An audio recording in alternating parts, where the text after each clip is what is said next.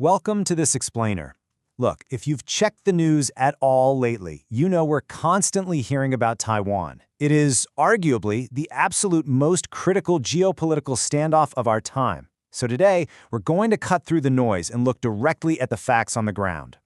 So why are the US and China so incredibly fixated on this one island? Well, to really get a handle on this massive question, we've got to start by listening to how these two global superpowers actually talk about it. Because, understanding their rhetoric is the very first step to understanding the reality. On one hand, Beijing is absolutely clear. They state that China will surely be reunified. They view Taiwan unequivocally as part of their territory. And they aren't just saying this either. With every military drill, they're drawing tighter and tighter circles around the island, frequently demonstrating a readiness to use force, if necessary, to bring Taiwan back into the fold. But then, on the flip side, you have this incredibly stark commitment from United States leadership, stating yes, they are willing to get involved militarily to defend Taiwan. To counter Beijing, the U.S. is continuously building up its own military presence in the region and holding these massive naval exercises. And that is exactly what sets the stage for a potentially huge clash. Okay, to truly understand this conflict without getting totally overwhelmed, we're going to break it down into 5 clear pillars: a geopolitical flashpoint, the first island chain, the microchip monopoly, history and status quo, and finally, the superpower stalemate. Let's jump straight into pillar number 1, a geopolitical flashpoint and the realities of Taiwan's location. Think about it like this. We're talking about a vibrant society of 23 million people living a mere 130 kilometers away from mainland China. To put that into perspective, that is roughly the distance from Los Angeles to San Diego. And in the current climate, these citizens are experiencing massive, frequent military drills by China's military that literally threaten to encircle them. This isn't just some abstract strategy on a map. It's the daily reality for millions of people. Moving right along to pillar number 2. The first island chain and the geography of global power. You see, this local tension builds into a massive global issue because Taiwan is surrounded by 3 absolutely vital choke points. To the west, you've got the Taiwan Strait, where almost all the world's biggest container ships pass. To the north, the Miyako Strait, running right up against Japanese islands. And to the south, the Bashi Strait, bordering the Philippines. For Beijing, Taiwan sits right smack in the middle of their coastline. So controlling Taiwan means controlling these 3 crucial straits, which are the strategic gateways directly out into the deep waters of the Pacific Ocean. And that brings us to a major military concept: anti-access area denial. Basically, the U.S. relies on a network of bases in South Korea, Japan, and the Philippines, a network known as the First Island Chain. Taiwan is right at the heart of it. By rapidly modernizing its navy and building massive aircraft carriers, China's goal is to achieve this anti-access strategy. They want the capability to break through this island chain, keep the U.S. out of the region during a conflict, and prevent America from defending its treaty allies. Okay, pillar number 3, the microchip monopoly. This is the economic anchor of the whole situation. 90%. That number is just staggering, isn't it? Through one single company called TSMC, this relatively small island produces 90% of the world's most advanced microchips. We're talking about components with transistors so microscopic they are measured in nanometers. They're barely larger than a strand of human DNA. So why does that matter to you and me? Well, it's because of our immense global reliance on them. The very device you're using right now to watch this explainer, the newest cars, refrigerators, advanced fighter jets, and even the bleeding-edge development of new AI models, they all run on these Taiwanese chips.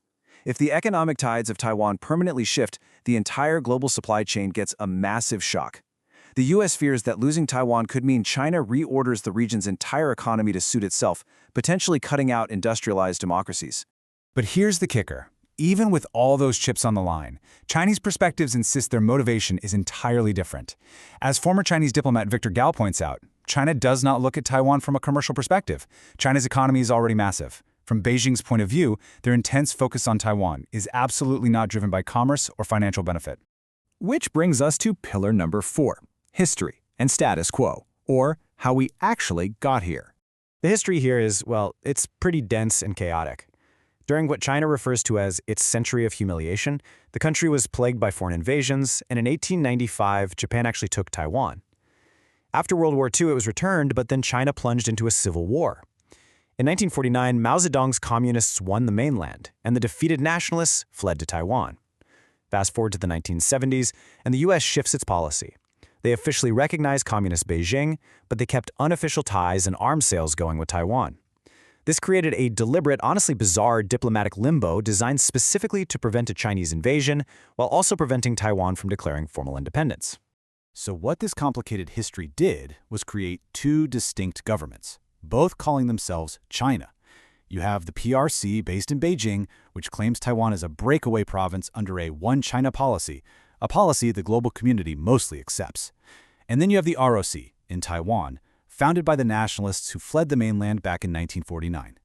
But while the politicians debate the titles, decades in this sort of ambiguous limbo allowed the island itself to totally transform. Taiwan went from a nationalist authoritarian regime to becoming one of the strongest, most vibrant democracies in the entire region. Today, the reality of the status quo means a society with a free press, regular free elections, and remarkably progressive values. They were actually the first in Asia to legalize same-sex marriage. For the majority of citizens living there today, they simply want to maintain this peaceful, thriving status quo. Yet despite building this incredibly prosperous democratic society, many of those 23 million Taiwanese citizens feel completely drowned out. There's a very real, authentic feeling among the people that they're being treated merely as a pawn by the two maneuvering superpowers, when they firmly believe they should have the autonomy to decide their own fate. And that sets up our fifth and final pillar perfectly: the superpower stalemate and ideologies in conflict.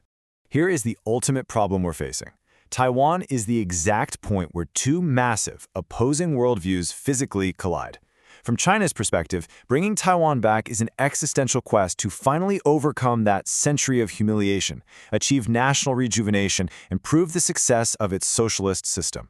Meanwhile, for the U.S., abandoning Taiwan means allowing a thriving democracy to be extinguished. That would send a chilling message to allies like Japan, South Korea, and the Philippines about the absolute reliability of American security commitments. Neither side feels like they can compromise without severely damaging their core national identity and global standing. So, as we wrap up this explainer, we are left watching a high-stakes, multi-layered rivalry play out across geography, economics, and history. It begs the ultimate, honestly chilling question: what actually happens when two superpowers are completely unable to back down? And just how long can this fragile status quo hold? Thank you for watching, and keep questioning the world around you.